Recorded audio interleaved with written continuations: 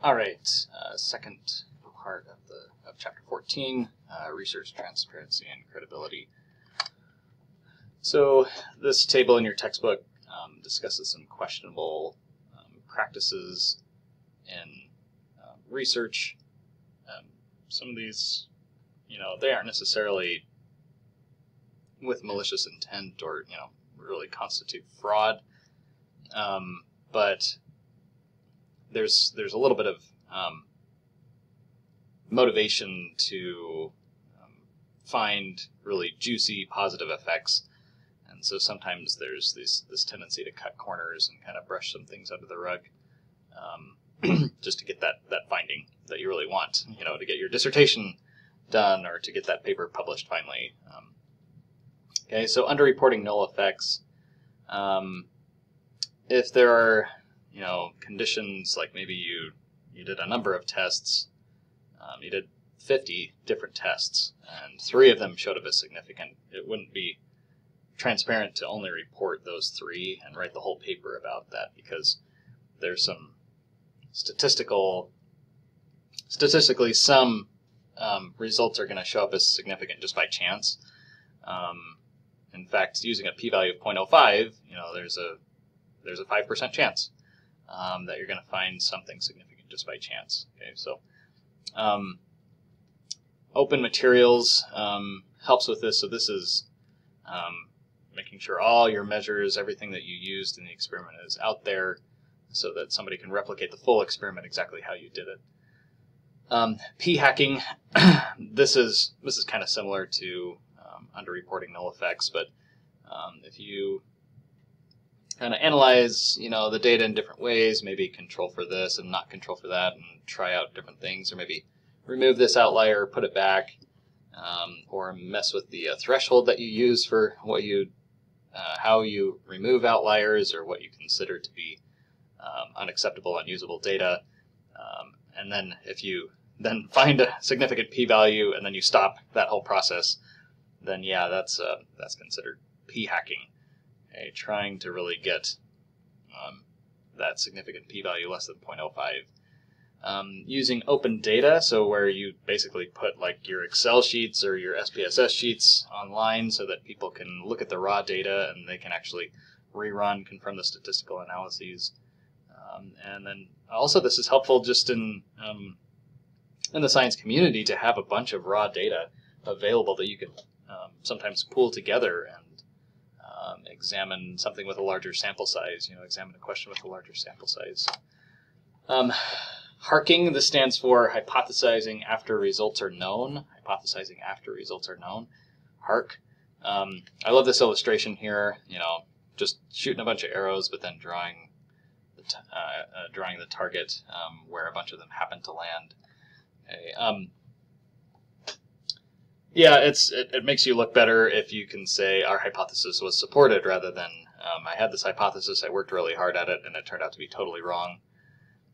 So pre-registration, that's where you, instead of submitting results of a study that was finished and conducted, you submit your experimental design for publication. Well, basically, you submit it for registration, okay, and it gets reviewed.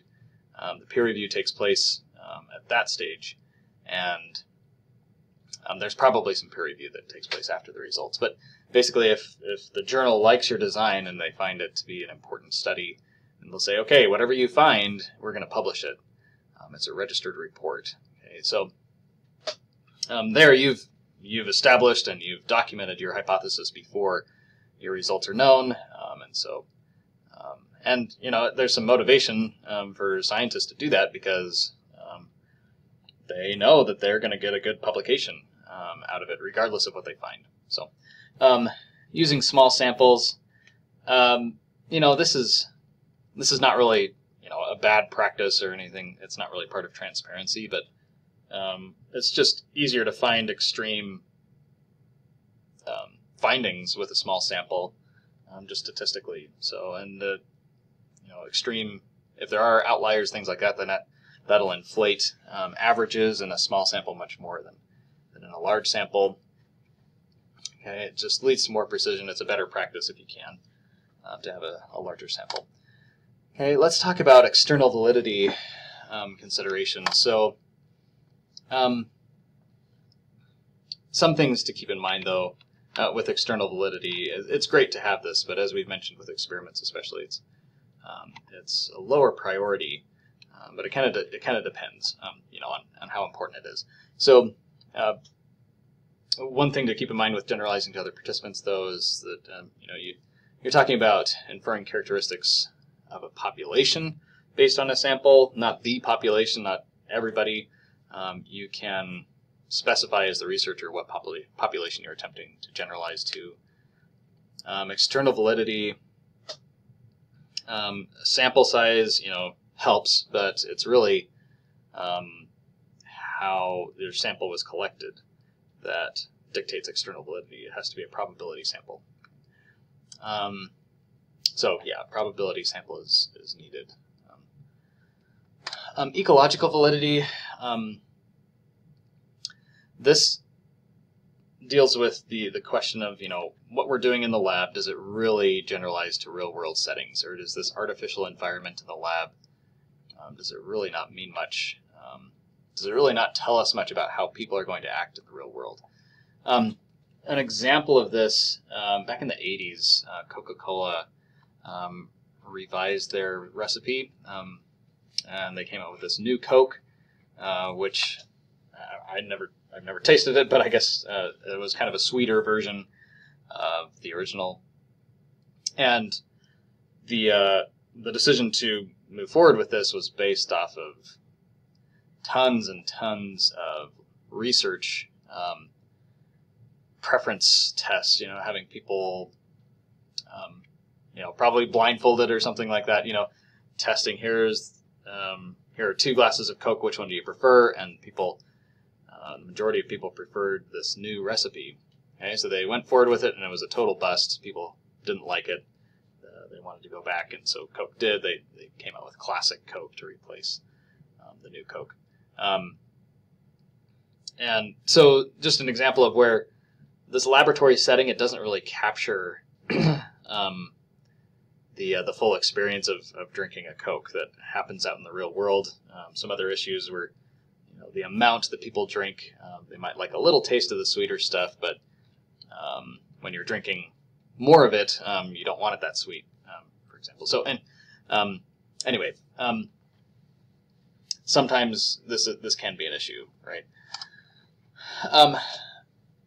There are kind of these 2 modes that you can be in when you're doing experiments and studies. So you can either be in theory testing mode, and that's where you're in a very tightly controlled laboratory environment. You've just narrowed down your question to just one, and you try and use some task that really just has one particular aspect to it. Okay? And external validity is not prioritized here. Okay, so it's you're really you don't care how well this mirrors the real world or how well it generalizes to everybody. You just want to know, okay, if this theory is true, then it should be true pretty much everywhere, and so it should be true here. And if it's not, then that's good evidence against the theory. Okay, maybe you remember the contact comfort theory, the monkeys that Harlow investigated, where you had like a monkey made of wire versus a soft, warm mother. The wire monkey gave food.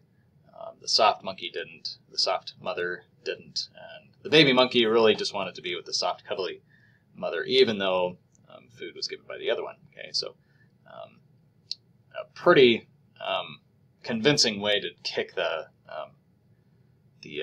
cupboard theory of maternal attachment to the curb, because the monkey overwhelmingly preferred the soft mother. Okay, of course, they don't look anything like real monkeys, really, and it's nothing like the real world, but still some powerful evidence against a certain theory. Okay, generalization mode, that's where you're trying to determine, do these findings generalize to other populations, cultures, settings. This might be something that you'd want to be focused on if you're trying to determine whether a certain therapy works for all clients or just for a certain subgroup. You want to try and replicate then, or try to represent, the real world and get, a diverse sample, for example, just to see, is this something that could be generally applicable. Cultural psychology is really all about generalization. This is, maybe you've seen this illusion called the Muller-Lyer illusion, where these two lines, line B appears like it's got to be longer than A, but actually they're the exact same length. This is a pretty robust illusion, but it turns out it's really only robust for people who are in this, who grew up in a Western culture where we're exposed to things like corners of buildings on a regular basis, whereas, in Africa, for example, where structures like this are less common, the degree of illusion is far smaller. Most research in psychology, many of these classic studies have been conducted on college students in North America. Sometimes people say that psychology research is only conducted on weird cultures, Western, educated, industrialized, rich, and democratic. So cultural psychology is trying to kind of expand this out. Can we see how many of these theories that we hold so dear in the field of psychology, do they actually generalize to other cultures? How does culture make a difference? Okay.